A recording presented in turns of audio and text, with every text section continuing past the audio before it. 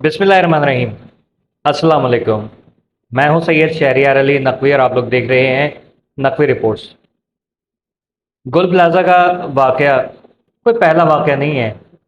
माजी में भी अगर आपको याद हो तो गुल प्लाज़ा में आग भड़की थी, लेकिन इस दफ़ा आग जो है उसने इमारत को ही मुनहदम कर दिया है। ऐसे दिलखराश मनाजिर देखने को मिले कि जिससे रूह कांप गई। रेस्क्यू के ज़राए कोशिश कर रहे थे रेस्क्यू करने की, लेकिन शायद कुदरत को कुछ और ही मंजूर था। ना सिर्फ बचने वाला बल्कि बचाने वाला दोनों स्लिप होके गिरते हैं और इसी तरीके से जान से हाथ धो बैठते हैं। 6 अफराद की जाँ बहक होने की इस सूरत में इतलात आई हैं, लेकिन टोटल काफ़ी सारे लोग जो हैं वो झुलस के शायद खाक हो गए।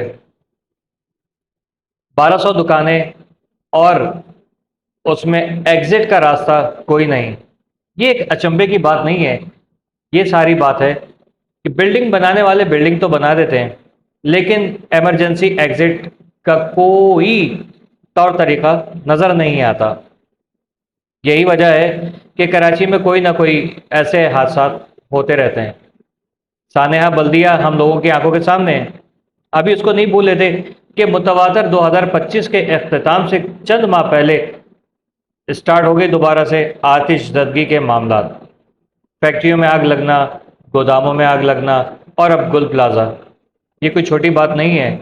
इसके ऊपर आखिरकार कौन है जो इस तरीके से ये आग भड़का रहा है और इसको शॉर्ट सर्किट का नाम देके और बरी ज़िम्मा हो जाता है। अफसोस इसी बात का है कि एक हमारे बहुत अजीज़ सब्सक्राइबर हमारे छोटे भाई डैनी फरमाते हैं कि आपको याद होगा कि अभी गवर्नमेंट ने, हमारे इदारों ने, CECD ने कुछ अफगान तालिबान को पकड़ा था जिनके पास से भारी असलहा बरामद हुआ, बारूदी मवाद बरामद हुआ जो कि रॉ से कनेक्टेड था। तो क्या रॉ ने ही ये कार्रवाई की है? क्योंकि उनका बारूद तो पकड़ा गया, तो उन्होंने क्योंकि शॉपिंग प्लाजा वगैरह को और फैक्ट्रीज को निशाना बनाना था और दीगर इमलाक को जो बहुत ज़्यादा इम्पोर्टेंट हैं, तो धमाके तो नहीं कर सके, तो उन्होंने सोचा कि झुलसा के काम कर दिया जाए।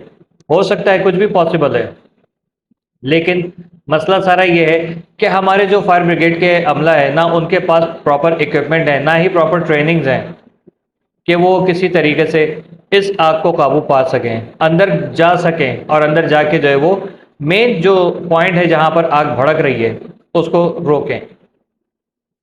साने एक इतला तकरीबन 10 बजे, कोई कह रहा है 10:15 पे, कोई कह रहा है 10:05 पे, अपने लवाकिन को ढूंढने, अपने दोस्त अहबाब को, रिश्तेदारों को ढूंढते हुए, जिसमें ख़वातीन भी जो वहाँ शॉपिंग करने गई थी वो भी उधर फंसे के फंसे हैं। अब पता नहीं वो जिंदा है कि नहीं है। सुनने में आ रहा था 150 से 200 अफराद जो है उस इमारत के अंदर अभी मौजूद हैं, लेकिन क्या इतनी आतिशज़दगी के बाद वो लोग जिंदा होंगे?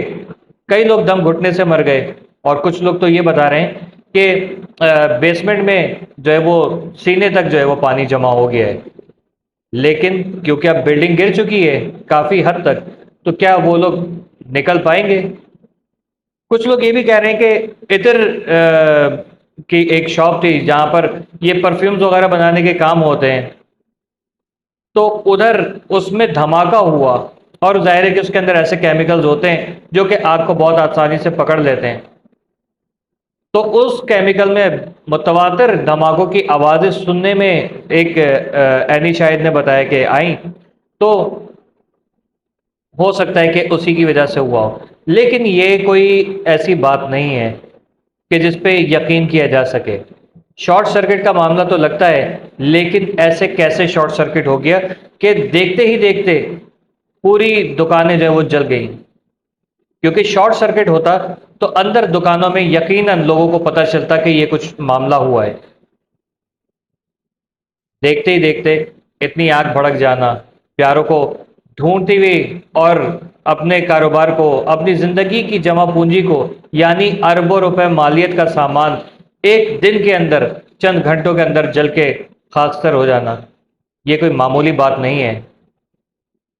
जिस किसी ने भी किया है مراد علی شاہ صاحب نے کہا ہے کہ فوری اس کی تحقیقات کرائی جائے اور جو بھی اس کے پیچھے عوامل ہیں، جو بھی اس کے ملزمان ہیں، ان کو پکڑ کے سخت سے سخت کارروائی کی جائے۔ یہاں لوگ بات کریں گے مرتضی وہاب صاحب کی بھی، کیونکہ بیانات آ رہے ہیں کہ حکومت جو ہے اتنے واقعات ہو گئے 2025 کے اینڈ سے لے کے تقریباً اب تک کہ میئر کراچی کا جو ہے وہ ان چیزوں کے اوپر دھیان ہی نہیں ہے۔ الطاف حسین صاحب کا بھی بیان آیا ہے بہت درد مندانہ کہ جب ہم اس شعبے کو پروان چڑھا رہے تھے، جو کہ حقیقت ہے کہ متحدہ کے دور میں، ایم کیو ایم کے دور میں فائر بریگیڈ میں بہت زیادہ تبدیلیاں آئی تھیں اور اس میں نئی گاڑیاں بھی جو ہے وہ شامل کی گئی تھیں۔ بہت سارے فائر بریگیڈ اسٹیشنز جو ہے وہ بنائے گئے تھے، لیکن انہوں نے کہا کہ جب ہم اس کو مزید پروان چڑھا رہے تھے تو اس وقت ہمارے اوپر ہو گیا آپریشن، تو اگر وہ نہیں ہوتا تو ہم سینکڑوں نہیں بلکہ ہزاروں گاڑیاں جو ہے وہ اس میں شامل کرتے اور ان کی پراپر ٹریننگز بھی کرتے اور اس کے علاوہ ان کو سارے ایکوپمنٹس بھی دیتے۔ آگ کو باہر سے ہی بجھایا جا رہا ہے، جس کی وجہ سے فائر بریگیڈ کا عملہ کہہ رہا ہے اور جو لوگ کہہ رہے ہیں کہ ان کے پاس گیس ماسک تک نہیں ہے کہ جس کی وجہ سے وہ جا کے اندر اور اس آگ کو قابو پا سکیں۔ بہت سارے جو اپوزیشن لیڈران ہیں وہ بھی اس کے اوپر برہم ہیں اور حکومت کو اور حکومت کے جو نمائندگان ہیں ان کو آڑے ہاتھوں لے رہے ہیں اور کہہ رہے ہیں کہ یہ آپ کے ہوتے ہوئے یہ ایک آئے دن کا جو ہے معمول بن گیا ہے۔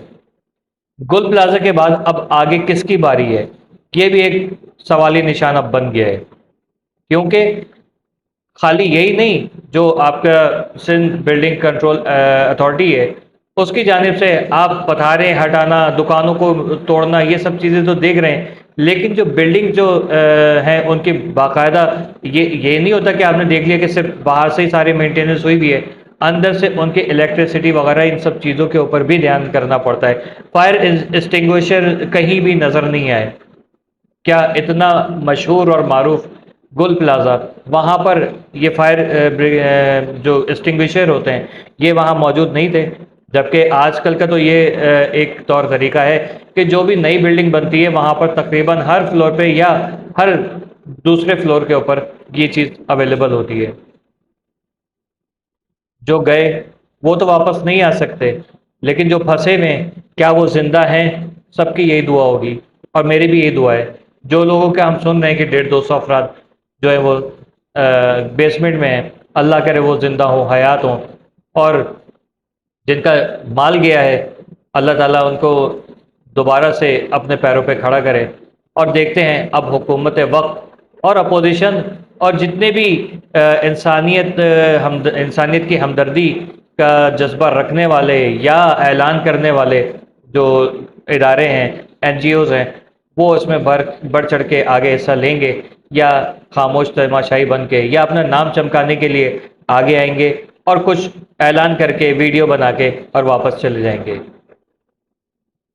قسم سے یہ سانحہ صرف ایک بلڈنگ کا نہیں ہے، یہ آئے دن کا معمول بن چکا ہے۔ حکومت وقت سے ریکویسٹ ہے کہ کب تک کراچی کو جو ہے وہ امتحان بنایا جائے گا، کب تک کراچی والوں کا امتحان لیا جائے گا، اور کب تک جو ہے وہ لاشوں پہ لاشیں، مال کی جو ہے وہ ضیاع ہے وہ کب تک چلتا رہے گا۔ کچھ ایسا نظام ہو کہ سب سکون میں آ جائے۔ اللہ خیر کرے، اور لوایقین سے اظہار ہمدردی اور افسوس جو دنیا سے جا چکے ہیں ان کے لیے پروردگار عالم سے دعا ہے ان کی بخشش فرما اور ان کی مغفرت فرما، اور اللہ تبارک و تعالیٰ آپ کی اور میری اور ہم سب پاکستانیوں کی خاص طور پہ جو اس سانحے میں جو بچ گئے ہیں اور جو رہ گئے ہیں ان سب کی جان و مال کا عزت آپ کا حفاظت فرما۔ اللہ حافظ۔